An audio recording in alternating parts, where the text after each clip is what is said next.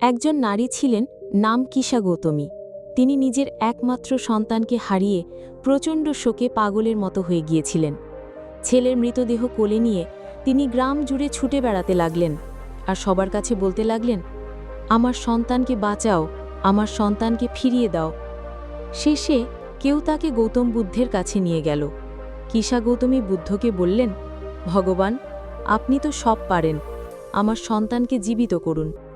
বুদ্ধ খুব শান্তভাবে বললেন, তুমি যদি একটি ঘর থেকে সর্ষে দানা এনে দিতে পারো, যে ঘরে কেউ কখনো মরেনি, তাহলে আমি তোমার সন্তানকে বাঁচিয়ে তুলব।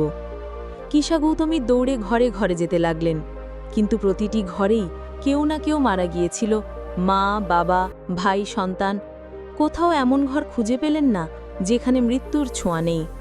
তখন কিশা গৌতমীর উপলব্ধি হল, মৃত্যু সবার জীবনে অনিবার্য, শুধু তার নয়। তিনি ফিরে এসে বুদ্ধের পায়ে লুটিয়ে পড়লেন এবং বললেন, ভগবান, আমি বুঝেছি, জন্ম ও মৃত্যুই জীবনের অঙ্গ। আমি আপনার শিষ্য হতে চাই।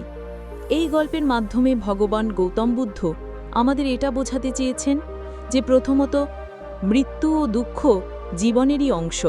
দ্বিতীয়ত, যা পরিবর্তনশীল তাকে আঁকড়ে না ধরে বাস্তবকে বুঝে শান্তি খুঁজে নিতে হয়।